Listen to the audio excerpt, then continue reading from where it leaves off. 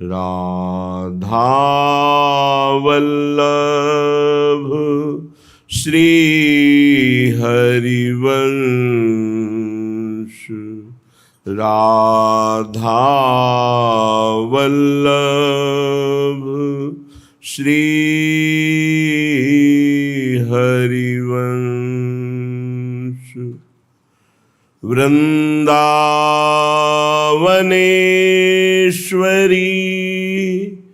तवैव पदारविंदम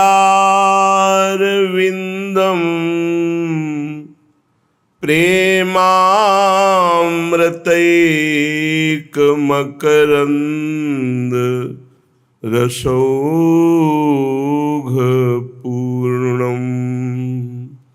हृद्यर्पितं मधुपते स्मरतापमुग्रं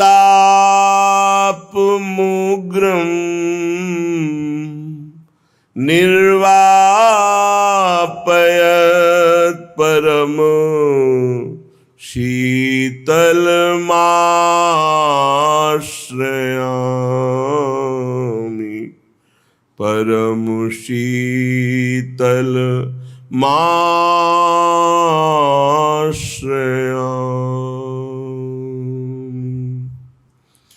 लाड़िली मेरी श्यामा स्वामिनी मेरी राधा, जहाँ राजत नवल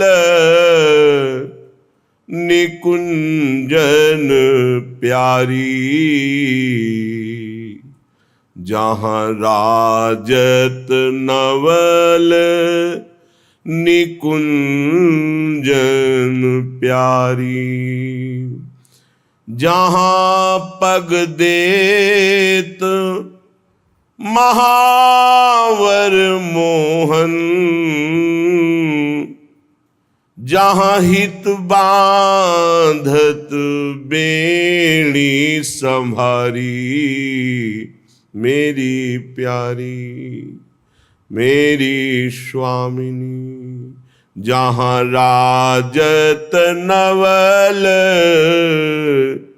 निकुंजन प्यारी, ललिता ललित विशाखा राजत सेवा करत सखी सुख भारी, जहाँ की महिमा वेद न जानत शिव अज रहत बिचारी मेरी प्यारी मेरी स्वामिनी, जहाँ राजत नवल निकुंजन प्यारी, जहाँ मन बुद्धि बचन नहीं पहुँचत, जहाँ मन बुद्धि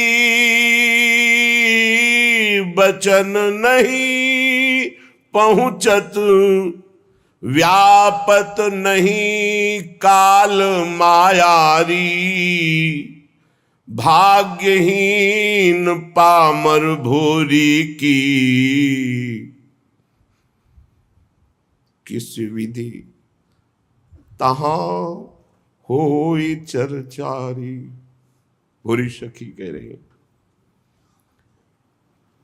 मेरी पहुंच कैसे हो सकती है, जहां नवनिभृत निकुंज में हमारी महारानी जो विराजमान हैं, जिनके श्री चरण को अपने कर कमल में लिए हुए महावर रचना अखिल कोटि ब्रह्मांड नायक परात्परीश भगवान श्री कृष्ण कर रहे हैं,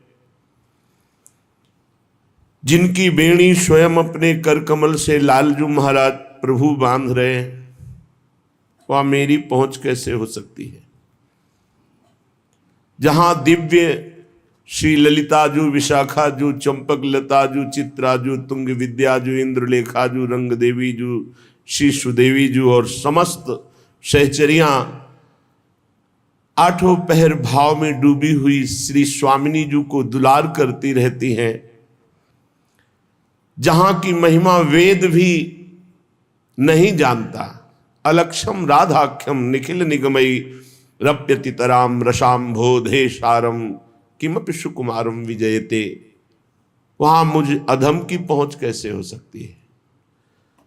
जिनके चरणों में महावर रचना स्वयं प्रभु करते हैं, जिनकी वेणी कर कमल से स्वयं प्रभु गूंथते हैं, अनंत महिमा युक्त समस्त सहचरियां आठों पहर जिन्हें दुलार करती रहती हैं, वेद भी जिनकी महिमा के रहस्य को नहीं जानता है, शिव शनकादि ब्रह्मादि विचार परायण रहते हैं स्वामिनी जी की महिमा में, जहां मन बुद्धि का प्रवेश ही नहीं है, ऐसे दुर्गम स्थान महारानी जी के श्री चरणों में हमारी कैसे रति हो, हमारी कैसे पहुंच हो? बस एक ही उपाय दिखाई देता है, सकल अंग गुणहीन हो, ताको यतन न कोई, एक किशोरी कृपाते, जो कछु होई सो होई। एकमात्र किशोरी जी की कृपा से ही किशोरी जी के पास पहुंचा जा सकता है, जहां वेदों के लिए अगम्य है, बड़े बड़े ईश्वर कोटि के महापुरुष विचारवान ध्यानस्थ रहते हैं, जहां हमारे मन बुद्धि की पहुंच नहीं है, वहां हम कैसे चिंतन करें, कैसे हम वहां पहुंच पावे? तो सबे अंग गुणहीन हो, ताको यतन न कोई, कोई उपाय नहीं, एक किशोरी कृपाते, बस जो कछ होए सो होए। अब तो श्री लाडली जी की कृपा से ही लाडली जी की प्राप्ति होगी, और ये सिद्ध सिद्धांत है। प्रियालाल की प्राप्ति प्रियालाल की कृपा से होती है। जिस पर प्रियालाल की कृपा है, उसी धाम वृंदावन का दर्शन, वास, रसिकों का संग, रजरानी के प्रति अपार आस्था, निरंतर नाम रटने का स्वभाव, लीला गुण सुनने का व्यसन, ये कृपा पात्र के लक्षण है। लाडली जी से मिलने वाले हृदय की स्थिति अन्यत्र कहीं कोई अन्य आश्रय, अन्य भाव, अन्य चिंतन, अन्य रस, परमार्थिक सुवाता नहीं है। स्वार्थिक विषय भोगों की तो बात जाने दो, अन्य परमार्थिक नहीं सुहाता है। श्रीपाद प्रबोधानंद जी महाराज कह रहे हैं, प्यारी जू प्यारे जू की जिसके ऊपर कृपा होती है, वो नैवा लोकित लोक वेद पद नापेक्षित और स्वप्रिय, न कोई अपना न कोई पराया, न लौकिक धर्म न वैदिक धर्म। जो प्रियाजू की प्रेम वृत्ति को प्राप्त करने का मार्ग है, श्रीपाद कह रहे हैं, नैवा लोकित लोक वेद, वो न लोक रीति को न वेद रीति को, न स्वा प्रिय, न कोई अपना प्रिय है और न कोई पराया है, अर्थात किसी से कोई संबंध नहीं। जिसे भोरी सखी कहती है, ना काहू सो बोलिबो, ना कोई व्यवहार, अपनी कुंवर किशोरी को जियत निहार निहार। बस रात दिन राधा राधा राधा, और श्यामाजू की सेवा, श्यामाजू का चिंतन, श्यामाजू के लिए तन मन प्राण समर्पित, यही कृपा पात्र का लक्षण है। कृपा से ही ऐसा होता है, स्वयं कोई अहम से ऐसी साधना नहीं कर सकता। द्वंद्वैकांत रसा प्रविष्ट हृदय शेषाति धन्योत्तम, राधा कृष्ण रसान मुहु पुलकितो नित्याश्रुधाराधर, चित्र प्रेम विकारवानवत कदा नंदामि वृंदावने। न लौकिक न वैदिक न स्व न पराया, न कोई अपना न कोई पराया, एकमात्र एकांतिक हृदय से मेरी महारानी श्री राधा रानी। ये वृंदावन है, वृंदावन का प्रेम रस है, जहां कहीं प्रेमियों की चर्चा होती है तो गोपी प्रेम की ध्वजा होती है, और ये ध्वजा जो फहरा रही है वो प्यारी जू के चरण रज के प्रताप से। आधाय मूर्धन यदा पुरदार गोप्य काम्यम पदम प्रिय गुणैरपि पिच्छमौले भावोत्सवेन भजताम रस काम धेनुम तम राधिका चरण रेणु महम स्मरामि। ये किशोरी जू की चरण रज का प्रताप।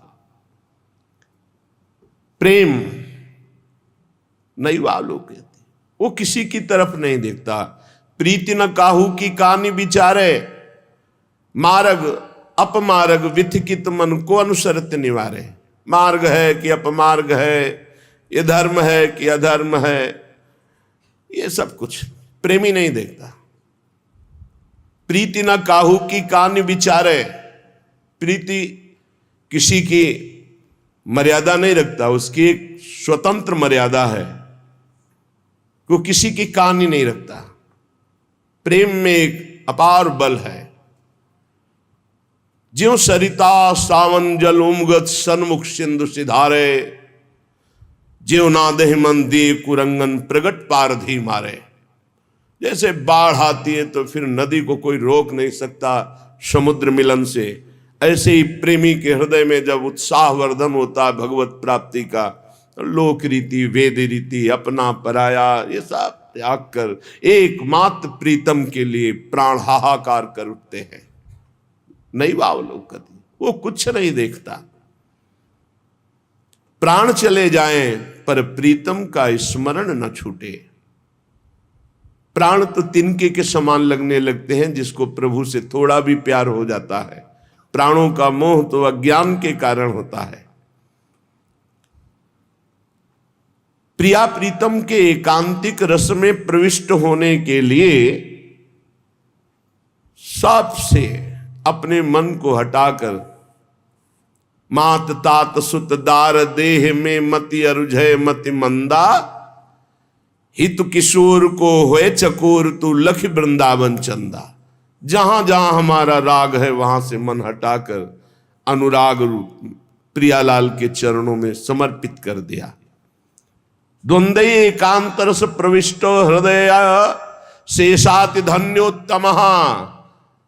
धन्य धन्य धन्य तेज इनके उपास्य हैं। धन्योत्तम, जिसने अपने मन को प्रियालाल की कृपा बल से, गुरुदेव की कृपा बल से समेट कर प्रियालाल में लगा दिया, तो धन्य धन्य धन्य, उसका भूत धन्य, उसका वर्तमान धन्य, उसका भविष्य धन्य। धन्य धन्य धन्य तेज इनके उपास्य है। राधा कृष्ण रसान्मोह पुलकितो नित्याश्रुधाराधर। अब उसकी दशा बदल जाती है जो सब जगह से मन हटाकर प्रियालाल के चरणों में अर्पित कर देता है। बोले वो श्यामा श्याम के प्रेम में पुलकित अश्रुधारा बहाता हुआ अपना समय व्यतीत करता है। आंखों से अश्रु बह रहा है, हृदय में ध्यान है, मुख में नाम है, शरीर रोमांचित है। मम भक्ति युक्तो भुवनम पुनात, वो लोक के लोक पावन करने की सामर्थ्य रखता है ऐसा महात्मा। चित्र प्रेम विकारवानवत कदा नंदामि वृंदावने। ऐसे विचित्र प्रेम के विकारशील वर्धनशील प्रतिक्षण प्रेम बढ़ रहा है। ये दिव्य है। प्रतिक्षण वर्धनशील प्रेम में एक विचित्र दशा को प्राप्त होकर हम कब वृंदावन में आनंद से झूमेंगे। झूम झूम करके, नाच नाच कर, गा गा कर, रो रो कर अपने प्रीतम को, श्यामा श्याम को कब वृंदावन में रिझाएंगे। हसन नृत्यन गायन अति पुलकितो त्यश्रुनयनो मुहुस्तंभ स्वेदा द्यति मधुर भावैश्च वलितः। कदा वृंदारण्यम निज दयित राधा मधुपतौ मुदा ध्यायम ध्यायम चिरमदिवसाम्युन्मद रसः। ऐसे मैं कब वृंदावन वास करूंगा। कभी अपनी प्रियाजू को रिझाने के लिए नाच रहा हूं, प्रियाजू को रिझाने के लिए। किसी और के लिए देखना भी, मन से भी ये दृष्टि नहीं जानी चाहिए कि कोई और देख रहा है, सिर्फ अपने आराध्य देव के लिए। नृत्यम, अपने प्यारे जू की चेष्टाएं देखकर कभी कभी ऐसी हास परिहास रसिका हमारी स्वामिनी है कि उपासक उन्मत्त होकर खूब हंसता है। हमारी स्वामिनी जो हास परिहास रसिका है, बहुत विनोद होता है प्रिया प्रीतम सहचरियों में, ये एकांतिक रस है। हास परिहास में सब निमग्न, तो उन चेष्टाओं को देखकर उपासक कभी हंसता है। अचानक ध्यान बदल जाता है, अरे इतना समय हुआ अभी प्रियालाल मिले नहीं, चिल्ला चिल्ला कर रोने लगता है। एकदम भाव समाधि लगी, सामने प्रियालाल गाने लगता है, नाचने लगता है। ऐसी प्रेम दशा, पुलकित शरीर, नेत्रों में अश्रु, हृदय में महान भाव, अपने प्रीतम श्री राधा मधुपति अर्थात श्यामा श्याम का ध्यान करते हुए रसोन्मत्त होकर मैं कब अखंड वृंदावन वास करूंगा। वृंदावन प्रेम समुद्र है, वास का मतलब है खत्म खेल। जिसका आना जाना मिट गया, उसका आना जाना मिट गया। जिसने वृंदावन का अखंड आश्रय ले लिया, मिट गया आना जाना। विश्वास करो, ये धाम है अपने प्रभाव से अनंत जन्मों के सब संस्कारों को भस्म करके भगवत प्राप्ति करा देता है। पर भगवत प्राप्ति की इच्छा जिसके अंदर हो वो नहीं तो यहां भी पापाचरण कर बैठेगा, यहां भी मनमानी आचरण कर बैठेगा। अगर संत सदगुरुदेव के द्वारा कमान में चढ़ाकर जैसे बाण मारा जाता है, लक्ष्य भेद देता है, ऐसे साधक को अपनी इच्छा पर चढ़ाकर, आज्ञा पर चढ़ाकर लक्ष्य भेद, नहीं तो फंसा लेती माया। ये भक्ति अगर इसको ज्ञान और वैराग्य का सपोर्ट न मिले तो प्रेम लक्षणा भक्ति तक नहीं पहुंच सकती, जो साधारण भक्ति है। इसे ज्ञान और वैराग्य की अत्यंत आवश्यकता है। महामहिम श्री कृष्ण द्वैपायन भगवान व्यासदेव जी द्वारा रचित श्रीमद् भागवत का जहां तक वो चाहे रसास्वादन किया जाए, क्योंकि हमारे यहां पूर्णता नहीं है। कभी भी आप देख लेना, प्रेम में पूर्णिमा नहीं, इसलिए हमारा कभी कोई पूर्ण नहीं होता। प्रतिक्षण वर्धमान है पर कभी पूर्ण नहीं होता। हमने देखा कभी पूर्ण नहीं होता। एक बार श्री स्वामी अखंडानंद जी महाराज ने पूज्यपाद शिवड़िया बाबा जी महाराज से कहा कि इतने दिनों का अनुष्ठान मन में सोचा था कि आपको अमुक ग्रंथ सुनाएंगे और आप आदेश कर दिया कि अमुक का, तो उनका साधु का संकल्प नहीं पूर्ण होना चाहिए। पूज्य पादुड़िया बाबा ने कहा साधु का संकल्प नहीं पूर्ण होना चाहिए। क्यों? अगर पूर्ण होगा तो नवीन संकल्प बनेगा। संकल्प रहित ही साधुता है। आज शुरू करो, कल बंद करवा दो, परसों फिर और शुरू करवा दो, नरसों बंद, वो आपका विषय है। सच्चिदानंद रूपाय विश्वोत्पत्त्यादि हेतवे तापत्रय विनाशाय श्री कृष्णाय वयं नुमः। यम प्रव्रजन्तमनुपेतमपेत कृत्यम द्वैपायनो विरह कातर आजुहाव। पुत्रेति तन्मयतया तरवोभिनेदुस् तम सर्वभूत हृदयं मुनिमान तूष्मी। सच्चित आनंद स्वरूप भगवान श्री कृष्ण को हम नमस्कार करते हैं। जो भगवान श्री कृष्ण जगत की उत्पत्ति, इसका पालन और इसका विनाश उनके एक संकल्प से होता है। आध्यात्मिक आदि दैविक आदि भौतिक तीनों प्रकार के तापों का जो नाश करने वाले हैं, जो सृष्टि का सृजन करते हैं, ब्रह्मा रूप से हरि रूप से पालन करते हैं और भगवान रुद्र रूप से अपने में लय कर लेते हैं, ऐसे सच्चिदानंद स्वरूप भगवान श्री कृष्ण को हम बार बार नमस्कार करते हैं। और महामहिम परमहंस शिरोमणि श्री सुखदेव जी को नमस्कार करते, क्योंकि अभी प्रकट ही हुए हैं, कोई संस्कार भी नहीं हुआ, न यज्ञोपवीत संस्कार, न लौकिक वैदिक कोई अनुष्ठान का अवसर ही नहीं दिया। गर्भ से निकलते ही नाल छेदन भी नहीं हुआ महाराज का। ऐसे महान वैरागी गर्भ से निकलते ही चल दिए, जिनके पीछे पीछे श्री कृष्ण द्वैपायन भगवान व्यास देव जी, हा पुत्र बेटा तुम कहां जा रहे हो, एक शब्द नहीं बोले। इतनी तन्मयता है ब्रह्म तत्व में कि वृक्षों से निकल रहा है सुकोहम सुकोहम सुकोहम। जो ऐसे समस्त भूत प्राणियों में विराजमान भगवत स्वरूप परमहंस शिरोमणि श्री सुखदेव जी महाराज है, उनके चरणों में कोटिशाह प्रणाम नमस्कार करते हैं। एक बार नैमिषारण्य में, बड़ा पावन क्षेत्र है नैमिषारण्य, बड़े भजन के परमाणु हैं। 88,000 ऋषि और श्री शौनक जी उनके मुखिया हैं। 88,000 ऋषियों में सब विराजमान हैं और मंचाधीन श्री सूत जी महाराज हैं। तो सूत जी महाराज को 88,000 ऋषि और उनके मुखिया शौनक जी प्रणाम करके नमस्कार करके बोले। शौनक जी ने कहा, सूत जी आपके वचन जब निकलते हैं तो उनसे हमारे अज्ञान अंधकार का नाश होता है। अज्ञान ध्वांत विध्वंस कोटि सूर्य समप्रभ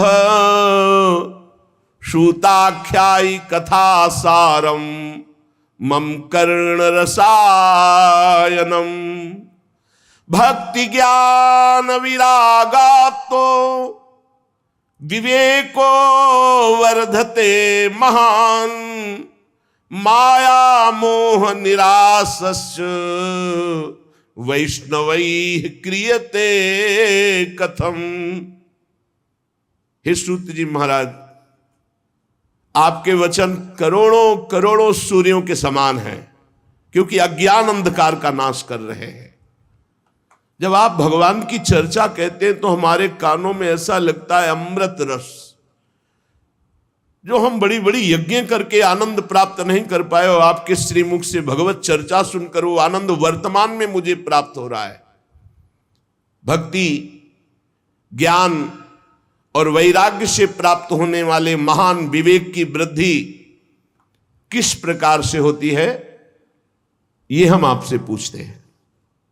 विवेक ये बहुत समर्थ परमार्थ का शुभट है। जिसके पास विवेक है वो माया को रौंद कर परास्त करके निश्चित परम पद को या ब्रह्मबोध तत्व ज्ञान जो चाहे वो प्राप्त करो। विवेक, भक्ति ज्ञान वैराग्य से प्राप्त होने वाले महान विवेक की कैसे प्राप्ति होती है, कैसे वृद्धि होती है।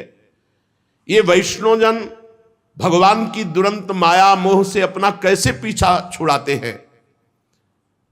ये घोर कलिकाल है, इसमें जीव की प्रायः स्वाभाविक आसुरी प्रवृत्ति होती, राक्षसी प्रवृत्ति। भूमि परत भा ढाबर पानी, निर्मल जल आकाश से जैसे गिरा, पृथ्वी में गिरते ही धूल दूषित मलिन हो गया, ऐसे ही तिम जीव ही माया लपटानी। महाराज, ऊपर से कलिकाल जिससे आसुरी प्रवृत्ति बढ़ती चली जा रही, तो क्या उपाय है जिससे माया आसक्त जीव कलिकाल में दैवी संपदा से संपन्न बनकर के भगवत प्राप्ति कर ले? ऐसा कोई उपाय है आपकी दृष्टि में? सूत जी, आप हमें कोई ऐसा शाश्वत साधना बताइए जो सबसे अधिक कम समय में हमारा परम कल्याण कर दे, सबसे अधिक बलशाली और कम समय में हमारा कल्याण कर दे, हमारे हृदय को पवित्र कर दे, हमें भगवान ललित त्रिभंगी श्याम सुंदर से मिला दे। देखो महाराज, चिंतामणिर्लोक सुखम सुरद्रुः स्वर्ग संपदम प्रयच्छति गुरहु पीतो वैकुंठम योगी दुर्लभम।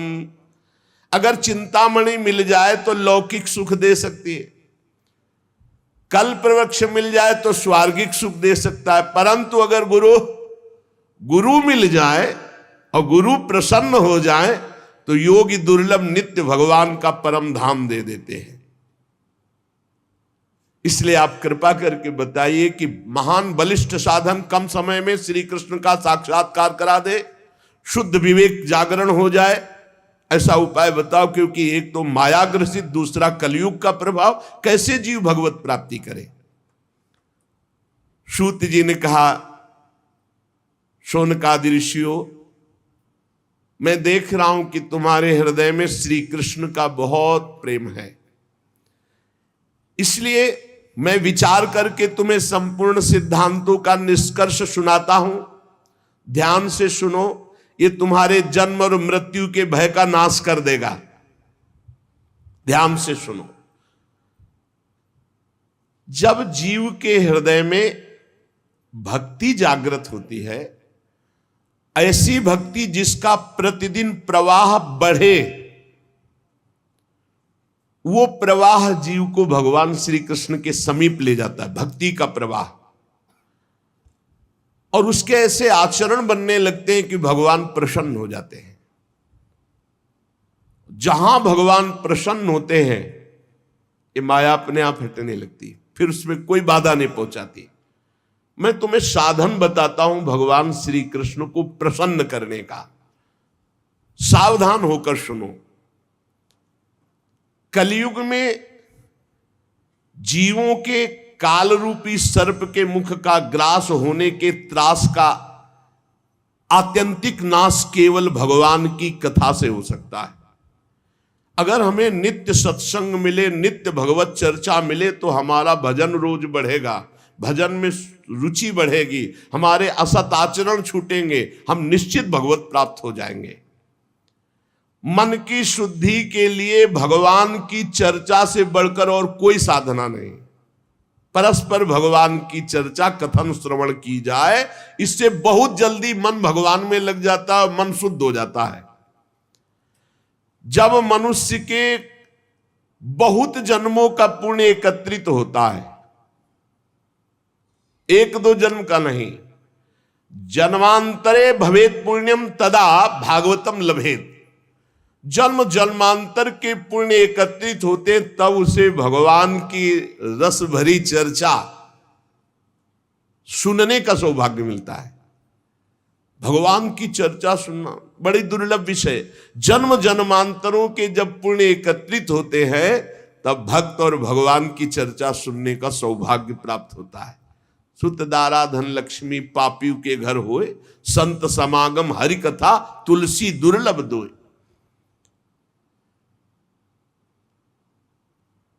ये बहुत अमूल्य है भगवान की चर्चा। देखो, जब श्री सुखदेव जी महाराज राजा परीक्षित को कथा सुनाने के लिए उद्यत हुए, तो देवता लोग अमृत का कलश लेकर के आए और कहा, महाराज, देवता अपना काम बनाने में बड़े कुशल होते हैं।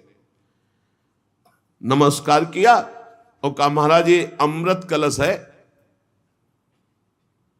क्या करें? सुखदेव जी ने कहा, इसका क्या करें? नहीं, आप हमें कथा अमृत दे दीजिए और ये अमृत पिला दीजिए परीक्षित को, तक्षक सर्प काटेगा भी, तुम मरेंगे नहीं, क्योंकि अमृत का प्रभाव होता है। इसीलिए तो आप कथा सुना रहे हैं। उनको निर्भयता प्राप्त हो जाएगी अमृत से, और हमें सुना दीजिए कथा अमृत, जिससे हम मुक्त हो जाएंगे।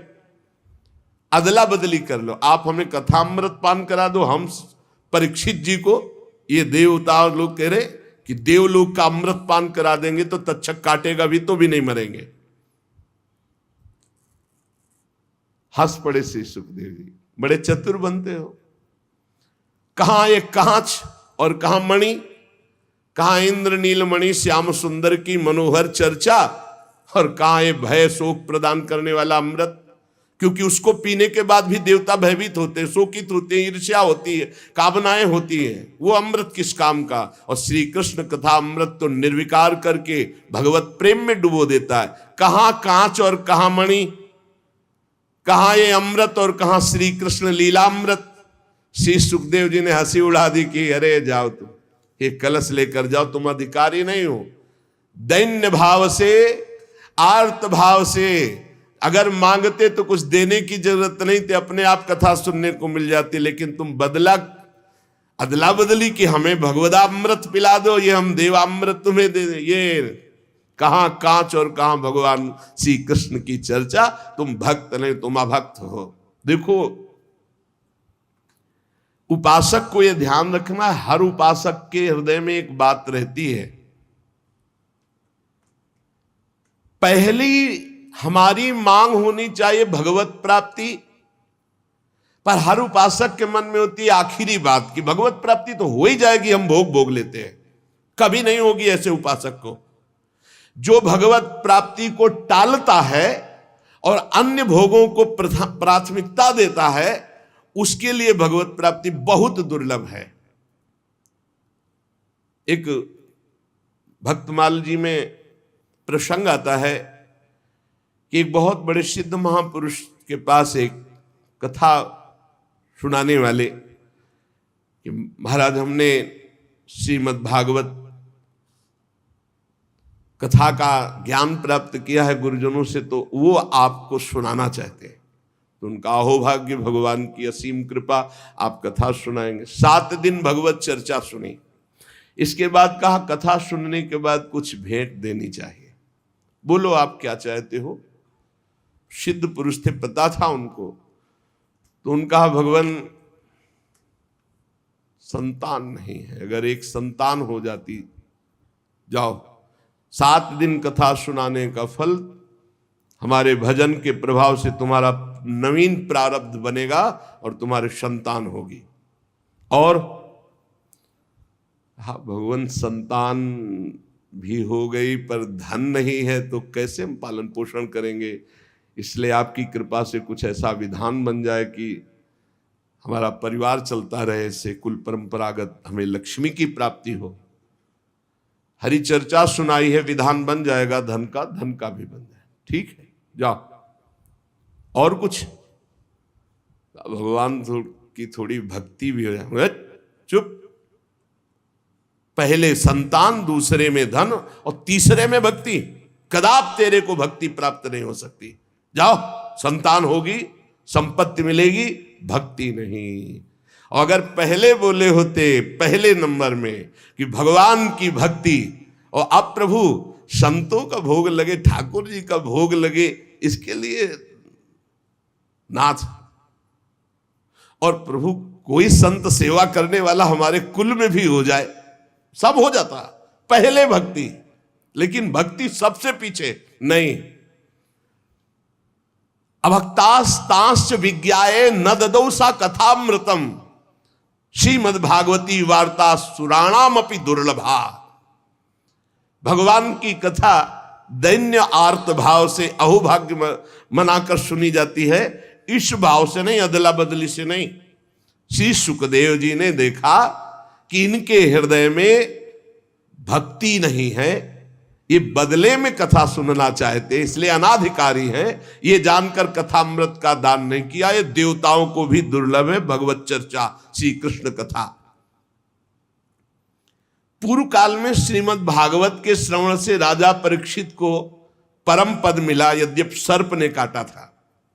ब्रह्मा जी को बड़ा आश्चर्य हुआ। उन्होंने सत्यलोक में साधनों को तौला, एक तरफ सब साधन और एक तरफ भगवान की पावन लीला कथा। तो सब साधन हल्के पड़ गए और भगवान की चर्चा सबसे भारी रही। भगवत लीला कथा ये सीधे भगवत प्राप्ति कराती है। रत्नावती जी ने कोई और साधन नहीं किया, केवल दासी के मुख से भगवत चर्चा। ब्राह्मण पत्नियों ने मथुरा, कोई और नहीं, गोपीजनों ने और कोई नहीं, परस्पर भगवत चर्चा, भगवत गुणानुवाद, बड़ी दिव्य अवस्था। कलयुग में भगवान की लीला कथा सुनने से तत्काल माया मोह का नाश होकर के भगवत प्राप्ति होती है। और कहीं सप्ताह विधि से जो श्रवण करते हैं कामना पूर्वक, उनकी जो कामना होती है, या पाप प्रायश्चित, पापों का नाश, कामनाओं की पूर्ति, भगवत प्राप्ति, सब कुछ इसमें सुलभ है। शौनक जी ने पूछा, सांसारिक प्रपंच से मुक्त एवं विचरणशील देवर्षि नारद जी, सनकादि के साथ संयोग कहां हुआ? वो विधि विधान के श्रवण में उनकी प्रीति कैसे हुई? सूत जी ने कहा, मैं तुम्हें वो भक्ति पूर्वक कथा सुनाता हूं। श्री सुखदेव जी का मैं अनन्य शिष्य हूं। सूत जी कह रहे, श्री सुखदेव जी ने मुझे अपना प्रिय शिष्य जानकर एकांत में मुझे सुनाया है। एक दिन विशालापुरी में चारों निर्मल ऋषि सनक सनंदन सनातन सनत कुमार सत्संग के लिए आए हुए थे। वहां उन्होंने देखा देवर्षि नारद जी को। शनकादि ने देवर्षि नारद जी के दर्शन से ही प्रश्न उत्पन्न हो गया और कहा, भगवान के भक्त का मुख उदास नहीं होता, तुम्हारा मुख उदास क्यों है? भगवान के भक्त का मुख उदास नहीं होता, उदास का कोई विशेष कारण होता है। आपका चिंतातुर होना, उदास होना और आपका जल्दी जल्दी चलना, इन तीनों बातों से मुझे लग रहा है कि कुछ न कुछ विशेष बात है। क्योंकि भक्त गजराज की चाल चलता, मस्त भगवत चिंतन परायण। भक्त का मुख प्रसन्न होता है, वो चिंता शोक से मुक्त होता है। नारद जी को उदास देखकर, चिंतातुर देखकर और जल्दी जल्दी आते हुए देखकर कहा, आपका आगमन कहां से हो रहा है? आप इस समय जो व्याकुल हैं, इसका मतलब कोई समस्या है। इसलिए अनासक्त पुरुष की ऐसी स्थिति किसी विशेष समस्या से होती है। वो क्या समस्या है? देवर्षि नारद जी से सनकादि ने पूछा। नारद जी ने कहा, महाराज, मैं सर्वोत्तम लोक पृथ्वी लोक को इसलिए मानता हूं कि यहां बड़े बड़े महाभागवत भगवान के भजन करने वाले हैं। तो मैं पृथ्वी लोक में आया, यहां पुष्कर, प्रयाग, काशी, गोदावरी अर्थात नासिक, हरिद्वार, कुरुक्षेत्र, श्रीरंग, सेतुबंद, कई तीर्थों में मैं विचरण करता रहा, लेकिन मुझे इन सब तीर्थों में जाने पर जो शांति चाहिए वो नहीं मिली। क्यों? क्योंकि इस समय अधर्म के सहायक कलयुग ने सारे तीर्थों में अपना प्रभाव फैला रखा है।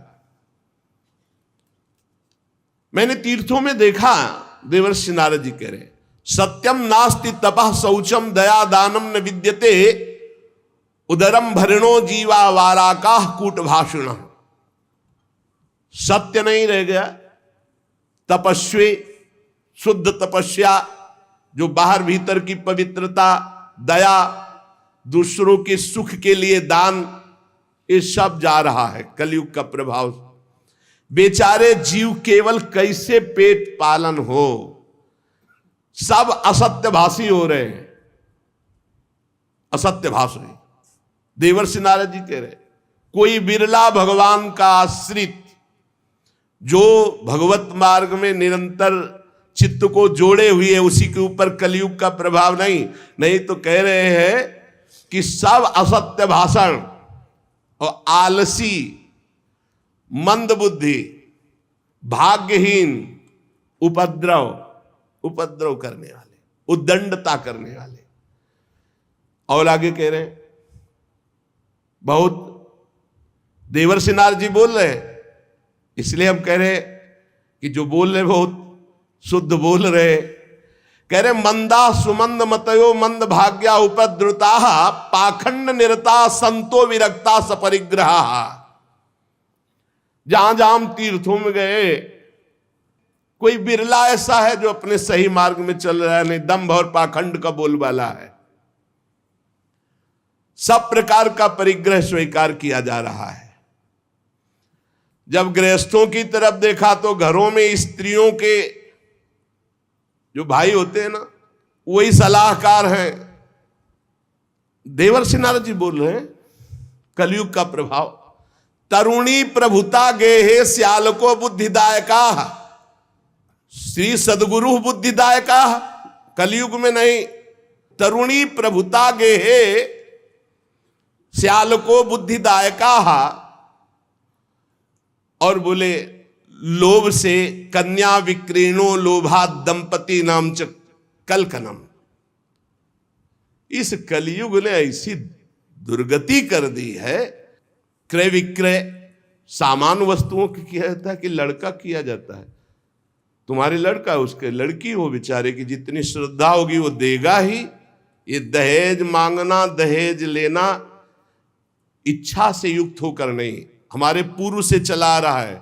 कन्या वाला जितनी सामर्थ होती खूब भावपूर्वक वर पक्ष को देता रहा है, उसका भाव रहा है, लेकिन वर पक्ष मांग करके वैसे घर में नई साइकिल नहीं, लड़का मोटरसाइकिल के लेगा तब ही चलेगा, दुल्हन भी ले, केवल तुम लड़का हो इसलिए, और वो पढ़ लिख करके घर परिवार से आपके पास आ रही है, पूरे जीवन आपकी सेवा करेगी। तुम्हें ये नहीं समझ में आ रहा, तुम्हें चाहिए कमा करके। अरे हमें तो लगता है कि कार वगैरह व्यवस्था तो देनी चाहिए लड़की वाले को, कि हमारे कुल चलाने के लिए लड़की दी व्यवस्था, तुम्हें कभी कोई कष्ट ना पड़े। लड़की वाला बेचारा देता है ऊपर से और वो मांग करते हैं। स्त्री पुरुष फिर भी आपस में कलह, बड़ा विचित्र। महाराज देवर्षि नारद जी सनकादिक से कह रहे, महात्माओं के आश्रम में गया, तीर्थों में गया, पावन नदियों में गया, यहां सब दुष्टों ने देवालयों को नष्ट कर दिया। कलयुग का ऐसा प्रभाव हो रहा है कि शुद्ध योगी मिलना, सिद्ध मिलना, सिद्ध ज्ञानी मिलना, सिद्ध भक्त मिलना, सिद्ध सत्कर्मी मिलना बड़ा कठिन हो रहा है। न योगी नैव सिद्धो वा न ज्ञानी सत्क्रियो नरा, कलिदावा नले नाद्य साधनम भस्मताम गतम। भ्रष्टाचार फैला रहा है कलयुग। सारे साधन इस समय कलि रूपी दावानल से भस्म हो रहे हैं। हमने देखा कि बाजारों में अन्न बिकने लगा है, पहले अन्न नहीं बिकता था। देवर्षि नारद जी कह रहे कैसा कलयुग का प्रभाव बढ़ गया है। अट्टशूला जनपदा शिवशूला दुजातय कामिन्य केशशूलिन्य संभवंती कलाविहि। दुजातय जो विप्रजन है वो पैसा लेकर के वेद पढ़ाते हैं, तो फिर परिवार कैसे चल? नहीं, वेद पढ़ाते थे वो तो गुरु दक्षिणा में या कार्य की पूर्णता में जजमान तो खुद देता था, मांगने को नहीं कहा गया। गोस्वामी तुलसीदास जी ने भी कहा बेच ही वेद धर्म दुहि ले ही। पैसा तय करके वेद का पाठ करना या शास्त्रों का श्रवण कराना, ऐसा निषेध ये कलयुग का प्रभाव है। देवर्षि नारद जी कह रहे हैं तस्मात् शास्त्रम प्रमाणम। कामिन्यः केशशूलिन्यः संभवन्ति कलाविहा। इस कलयुग ने ऐसा भ्रष्टाचार मचा दिया कि चरित्र बेच करके लोग जीवन यापन करना चाहते हैं। बड़ा विचित्र है। बोले चरित्र बेच करके उदर पोषण करने की वृत्ति, ऐसा दिमाग। नौकरी मिल जाए, रुपया मिल जाए, पद मिल जाए, चरित्र चला जाए, उसका कोई महत्व तो नहीं। ऐसा कलयुग बुद्धि को भ्रष्ट कर देता है। एवं पश्यन कलेर दोषान पर्यटन नवनीमहम यामुनम तटमापन्नो यत्र लीला हरेरभूत। मैं ऐसे विचरण करते हुए भयानक कलयुग के दोषों को देखता हुआ परम पावन यमुना जी के पुलिन पर विराजमान जो श्री वृंदावन धाम है, जहां भगवान श्री कृष्ण की नित्य लीला हो चुकी है, हो रही है और होती रहेगी। तत्राश्चर्यम मया दृष्टम सूर्यताम तन्मुनीश्वरा एका तु तरुणी तत्र निषण्णा खिन्न मानसा। मुनिवरों, मैंने एक बड़ा आश्चर्य देखा वृंदावन में। वहां एक बड़ी तेजोमयी दिव्य युवती खिन्न मन से बैठी है, उसके पास दो पुरुष वृद्धावस्था को प्राप्त अचेत पड़े हुए सांस ले रहे हैं। वो तरुणी बार बार उन दो वृद्ध पुरुषों की सेवा करके जगा रही है, दुलार कर रही है, पर वो जग ही नहीं रहे। तरुणी खिन्न मानसा, बहुत उदास है। दश दिक्षु निरीक्षन्ति रक्षितारम निजम वपुः विज्यमाना सतस्त्रिभिर बोध्यमाना मुहुर्मुहु। वो दसियों दिशाओं में देख रही कि कोई मेरा सहयोगी आ जाए और इन दो को चेतना दिला दे। बार बार वो वस्त्र से पंखा झल रही, उन्हें चेतना लाने की कोशिश। मैंने ये दूर से चरित्र देखा, कौतूहलवश पास गया। वो दिव्य तरुणी खड़ी हुई और प्रणाम करके व्याकुल होकर मुझसे कहने लगी, देवर्षि नारद जी, एक क्षण ठहर जाइए, मेरी चिंता को दूर कर दीजिए, क्योंकि आप जैसे संतों का दर्शन समस्त चिंता और पापों को नष्ट करने वाला होता है। आपके वचनों से मेरे दुख की बहुत कुछ शांति हो जाएगी, मुझे विश्वास है। क्योंकि यदा भाग्यम भवेद भूरि भवतो दर्शनम तदा, जब मनुष्य के बहुत बड़े भाग्य उदय होते तब आप जैसे संतों के दर्शन होते हैं। नारद जी ने कहा कि देवी तुम कौन हो, बहुत तेजस्वी हो, और ये दोनों वृद्ध पुरुष कौन है तुम्हारे जो तुम इनकी सेवा कर रही हो, और बहुत सी कमल नयनी देवियां तुम्हें घेरे हुए हैं। तुम विस्तार से अपने दुख और अपना परिचय बताओ, दुख का कारण और परिचय। तो उस दिव्य युवती ने कहा, अहम भक्ति रीति ख्याता इमौ में तनयो मतौ ज्ञान वैराग्य नामानौ काल योगे न जर्जरौ गंगाद्या सरितश्चेमा मत सेवार्थम समागता। मेरा नाम भक्ति है, ये मेरे पुत्र हैं जो वृद्ध हो गए ज्ञान और वैराग्य। समय के प्रभाव से, कलयुग के प्रभाव से मेरे पुत्र वृद्ध हो गए ज्ञान और वैराग्य। ये जो मेरी सेवा में है ये गंगादि दिव्य नदियां हैं। मैं समस्त देवियों से सेवित हूं क्योंकि प्रेम लक्षणा भक्ति हूं। तपोधन मैं अपनी कथा सुनाती हूं और सुनकर आप मुझे शांति प्रदान करें। मैं द्रविड़ देश में उत्पन्न हुई, कर्नाटक में बड़ी, कहीं कहीं महाराष्ट्र में सम्मानित हुई, गुजरात में मुझे थोड़ा बुढ़ापा जैसा लगा। घोर कलयुग के प्रभाव से पाखंडियों ने मुझ भक्ति को क्षीण कर दिया है। पाखंड ने बहुत काल से मैं दुर्बल निस्तेज अपने पुत्रों सहित, पर जब मैं वृंदावन आई तब तो मैं तो सुंदरी स्वरूप नवयुवती हो गई, लेकिन मेरे पुत्र वैसे के वैसे ज्ञान वैराग्य। भक्ति कह रहे मैं तो तेजस्विनी हो गई वृंदावन में, लेकिन ज्ञान वैराग्य को यहां। अब ये मेरे पुत्र ऐसे वृद्ध पड़े हैं, हम इनको छोड़कर मैं कहीं जा नहीं सकती। जरठत्वम समायातौ तेन दुखेन दुखिता साहम तु तरुणी कस्मात सुतो वृद्धा विमोकुता। बड़ी समस्या है, माता जवान और बेटे बूढ़े, मैं दुखी हूं। हम तीनों एक साथ रहते हैं, ज्ञान वैराग्य भक्ति, फिर ये विपरीतता क्यों? ऐसा होना चाहिए, पुत्र तरुण होना चाहिए, माता बूढ़ी होनी चाहिए। मैं तरुण हूं, मेरे पुत्र ज्ञान वैराग्य बूढ़े हैं। योग निधि आप इसका कारण बताइए। नारद जी ने कहा, साध्वी आपके बात करते करते मैंने ज्ञान दृष्टि से सब कुछ देख लिया, तुम्हें विषाद नहीं करना चाहिए। भगवान श्री हरि तुम्हारे अधीन है। प्रेम अधीन भगवान का नाम, प्रेमाधीन, भक्ताधीन मना पूज्यो, भक्ति के अधीन है, तुम्हें विषाद शोभा नहीं देता। सूत जी कहते हैं, मुनिवर नारद जी ने एक क्षण में ही सब कारण जान लिया और नारद जी ने कहा, देवी सावधान होकर सुनो, ये दारुण कलयुग है। इसी से इस समय सदाचार, योग मार्ग, तपस्या और सब मार्ग, भगवत मार्ग जितने हैं, प्रायः ये गुप्त लुप्त होते जा रहे हैं। कलिकाल का ऐसा प्रभाव बढ़ता चला जा रहा है। हे देवी, जना अघासुरायन्ते साठ्य दुष्कर्म कारिणः।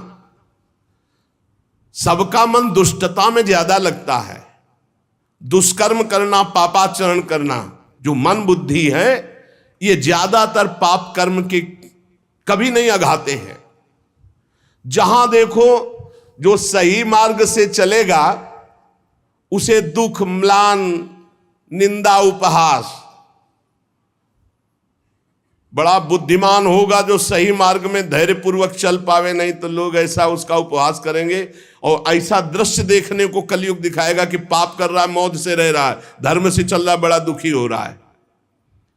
कलयुग का ऐसा प्रभाव बढ़ रहा है कि यहां शुद्ध ज्ञानी मिलना, शुद्ध भक्त मिलना, शुद्ध पंडित मिलना, पंडिता समदर्शिना बड़ा कठिन हो रहा है। ऐसा नहीं कि नहीं है, पर बड़ा कठिन हो रहा है। पृथ्वी में इतना पाप बढ़ता जा रहा है कि भगवान शेष जी के लिए भार रूप हो रही है पृथ्वी। मैं तो आया था मृत्यु लोक में भक्तों का समागम प्राप्त करने, लेकिन इस समय छूने और देखने योग्य भी नहीं रह रही है। बड़ा अमंगल हो रहा है पृथ्वी में। इस संसार में वैराग्य और ज्ञान की किसी की जरूरत है नहीं, इसीलिए बूढ़े हो गए तुम्हारे पुत्र। विषयानुरागी, अंधे बने हुए, भोगों में लगे हुए, इसलिए वैराग्य की जरूरत नहीं। भोगों में सुख बुद्धि, इसलिए ज्ञान की जरूरत नहीं। तुम इसलिए जवान यहां हो गए कि वृंदावन है, यहां संयोग से सदैव तुम जवान रहोगे। कभी तुम्हें कोई भी अंग, 64 अंगों में भक्ति के कोई भी अंग यहां हीन नहीं, क्योंकि संपूर्ण अंगों से परिपूर्ण ये भगवान का धाम है ना। अतः वृंदावनस्य संयोगात् पुनस्त्वं तरुणी नवा, धन्यम वृंदावनम तेन भक्तिर्नृत्यति यत्र च। धन्य है वृंदावन, जहां भक्ति सर्वांग पुष्ट होकर नृत्य कर रही। परंतु वृंदावन में भी तुम्हारे पुत्रों को यहां कोई पूछने वाला नहीं, ग्राहक नहीं। अत्रेमौ ग्राहका भावान जरामपि मुंचतः। अभाव है वृंदावन में, ज्ञान वैराग्य को कोई नहीं पूछता। यहां प्रेम लक्षणा भक्ति का ही सारा खेल है, इसलिए इनका बुढ़ापा नहीं छूट रहा। पर यहां आनंद से सो रहे, क्योंकि भगवान का धाम है तो इनको भगवत स्पर्श जनित आनंद की प्राप्ति हो रही, इसलिए शांत सो रहे। भक्ति ने कहा कि सुना था कि राजा परीक्षित ने देखा था कलयुग को, फिर इस पापी को मार क्यों नहीं डाला, रहने क्यों दिया? इस पापी कलयुग के आते ही सबकी बुद्धि भ्रष्ट हो गई, सब वस्तुओं का सार न जाने कहां चला गया। परीक्षित जी ने मार क्यों नहीं डाला इसको? और करुणामय भगवान श्री हरि से भी ये कैसे देखा जा रहा है? मेरा संदेह दूर कीजिए, क्योंकि आपके वचनों के सुनने से मुझे बड़ी शांति और पुष्टता मिल रही है। भक्ति जी ने कहा। नारद जी ने कहा, देवी तुमने पूछा है तो प्रेम से सुनो कल्याणी, मैं तुम्हें बताऊंगा, तुम्हारा दुख निश्चित दूर होगा। जिस दिन भगवान श्री कृष्ण इस भूलोक को छोड़कर अपने परम धाम को गए, उसी दिन से संपूर्ण साधनों में बाधा डालने वाला एक कलयुग आ गया। उसी दिन से कलयुग आया है जिस दिन भगवान परम धाम को अंतर्धान हुए, द्वापर का अंत। तुमने जो पूछा परीक्षित जी ने मारा क्यों नहीं इस कलयुग को, तो दिग्विजय के समय राजा परीक्षित की दृष्टि पड़ी, जो ही दृष्टि पड़ी कलयुग समझ गए मार डालेंगे, क्योंकि भगवत शक्ति से संपन्न है। वो दौड़ के अपनी पाग उतार कर दीन होकर शरण में आ गया। और ये नियम है कि जो चरणों में गिर पड़े, शरणागत हो जाए, चाहे प्राणों की बाजी लगानी पड़े, उसकी हानि नहीं होनी चाहिए। ये शरणागत का धर्म का नियम है। जैसे कबूतर चरणों में गिर गया तो महाराज शिवी जी ने अपने संपूर्ण शरीर को, मांस को और शरीर को भी दे दिया, लेकिन कबूतर को नहीं दिया। वो दीन के समान शरण में आ गया। अब जब शरण में आ गया तो मारा नहीं जा सकता। फिर देखा कि ये तो सब का सारग्राही है। जो फल तपस्या, योग एवं समाधि से नहीं मिल सकता, वो कलयुग में हरिनाम से मिल सकता है। ए देखो, ये सार वस्तु कलयुग की पकड़ी महाराज परीक्षित जी ने। यद्यपि ये बहुत ही अमंगलकारी है कलयुग, यत् फलम नास्ति तपसा न योगेन समाधिना तत्फलम लभते सम्यक कलौ केशव कीर्तनात्। बड़ी बड़ी समाधि से, बड़ी बड़ी तपस्या से, साधना से, योग से जो फल नहीं मिलता कलयुग में नाम जप और नाम कीर्तन से। कलयुग केवल नाम आधारा, सुमिर सुमिर नर उतरई पारा। ये सारहीन होने पर भी महाराज परीक्षित ने एक बात देखी कि जो 10,000 वर्ष तपस्या और समाधि और साधना से फल, वो भगवान नाम कीर्तन और जब से कलयुग में सहज में प्राप्त हो जाएगा। इसलिए इसको नहीं मारा। पहले तो शरणागत हो गया, और दूसरी बात इसमें बड़ी जोर की एक बात देखी कि जो 10,000 वर्ष समाधि तपस्या योग यज्ञ आदि से, वो यहां सहज में नाम जप से नाम कीर्तन से प्राप्त हो जाएगा। कुकर्म में सबकी प्रवृत्ति फैलाना एक कलयुग का कार्य है। और पृथ्वी जब देखा पाप हो रहा है तो सब सार वस्तु अंतर ध्यान करने लगी। अब इसमें स्पष्ट लिखा है, विप्रैर्भागवती वार्ता गेहे गेहे जने जने कारिता कण लोभेन कथा सारस्ततो गतः। श्रीमद् भागवत में ही आगे लिखा है कि जो आपकी कथा सुनाते हैं भूरिदा जना, वो बहुत बड़े दानी है भगवत कथा सुनाने वाले। विप्रैर्भागवती वार्ता गेहे गेहे जने जने कारिता कण लोभेन कथा सारस्ततो गतः। तो कैसे गृहस्थी चलेगी प्रवक्ता की? श्री कृष्ण से। योगक्षेमम वहाम्यहम, भगवान चलाएंगे। तो श्री कृष्ण देंगे। कैसे देंगे श्री कृष्ण? जैसे पूरी सृष्टि रची है, तुम्हारी सलाह से थोड़ी रची है।